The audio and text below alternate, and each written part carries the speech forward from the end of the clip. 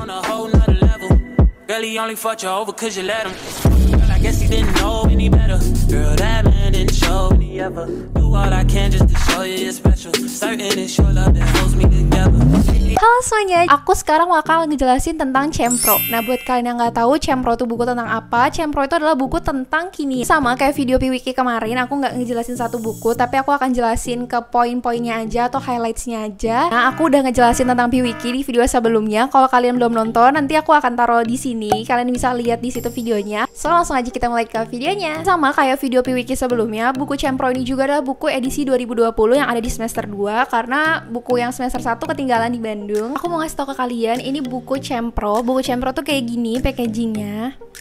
Dan ini ada 268 halaman. Buku Cempro ini dibuat sama Amiska, yaitu Himpunan Mahasiswa Kimia ITB. Oke, jadi ini adalah packaging buku dari Cempro, yaitu Kimia Dasar yang kedua. Ini soal dan pembahasan dibuat sama Amiska, yaitu Himpunan Mahasiswa Kimia ITB. Sama sih, kenapa aku nggak ceritain semuanya? Karena ada hak cipta dilindungi oleh undang-undang, dilarang memperbanyak sebagian atau seluruh buku ini tanpa izin tertulis dari penerbit. Di buku kimia itu pasti selalu ada yang namanya tabel periodik unsur atau periodic table. Selain itu, ada juga tabel simbol dan satuan. Jadi kalau misalnya kalian lupa, kalian bisa nyontek dari sini.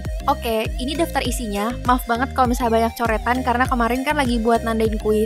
Jadi kita mulai dulu di bab 1, ini adalah sifat fisik larutan. Kalau untuk buku Cempro itu kayak ada semacam ringkasan kecilnya gitu. Jadi kalau misalnya larutan, ada larutan jenuh, tidak jenuh, dibagi-bagi semacam kayak previewnya lah. Baru nanti kita masuk ke materinya. Ini catatan-catatannya, misalnya rumus-rumusnya atau pengertiannya lagi lebih spesifik dibandingkan yang sebelumnya. Lanjut, kita ada soal latihan. Nah, kalau misalnya soal latihan yang nggak ada tanda atau kodenya, berarti tuh dibuat sama tim Cempronya sendiri. Maksud aku tuh kayak gini contohnya. Ini UTS A 11, berarti ini soal UTS buat kimia A tahun 2011. Selain kimia A, ada juga kimia B. Nah, ini UP itu ujian perbaikan. Yang ini UTS A 2018. Untuk soal-soalnya, kalau misalnya penggunaan gambar menurutku jelas sih. Sekarang kita ke pembahasan. Kalau di buku Cempro itu selalu ada bagian analisis dulu. Jadi kalian diminta untuk menganalisis soalnya dulu, baru deh kita penggunaan rumusnya. Terus kita ke bab 2, termodinamika dan kesetimbangan kimia. Nah, kalau misalnya di bab 2 ini juga sama sih, di bagian depannya juga ada previewnya dan contoh soalnya itu. Sama ada kodenya juga, UTSA 2019. Ini contoh-contoh soalnya, kalian bisa lihat. Pembahasannya juga sama, analisis dulu baru di bagian jawab kita penggunaan rumus dan mendapatkan hasil akhirnya. Nah, ini ada asam dan basa. Kalau misalnya yang di sini, yang tadi aku bilang kayak ada previewnya, misalnya teori yang dipakai ada 3 teori, Arrhenius, Lewis, sama Bronsted-Lowry. Baru dijelasin nih teori Arrhenius atau teori Bronsted-Lowry itu rumusnya apa aja.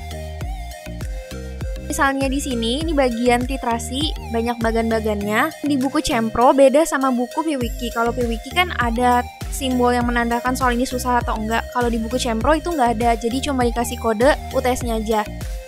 Sekarang kita ke bab 8, kimia organik dan biomolekul. Nah, kalau misalnya anak-anak TPB, biasa di semester 2 itu mereka pada jelek-jelek di bab ini, Kim-Or atau kimia organik, karena itu susah. Kenapa bab 8 ini susah? Karena di bab 8 ini tuh banyak hafalan mengenai gugus-gugus yang dipakai, terus juga ada rantai-rantainya, dan nama-namanya yang banyak banget hafalannya. Nama kalau misalnya C-nya 1 sampai C-nya 10. Kalau kalian lihat dari soal-soalnya juga, hampir semua soal-soalnya itu tuh pasti bergambar-gambar rantai-rantai kayak gini.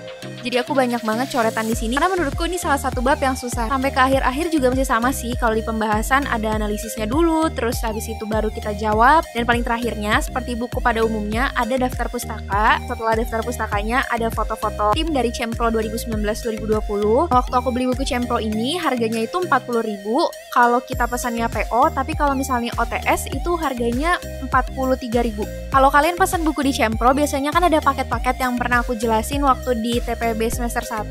Paket paling lengkapnya itu ada Just Lab, Google, masker, sama ada name tag. Nah, aku tuh beli paling lengkap. Mungkin nanti di next videonya aku akan kasih tahu ya, aku unboxing dan kasih tahu ke kalian apakah itu worth it untuk dibeli atau gimana. Thank you so much guys for watching. I'll see you guys on my next video. Bye bye.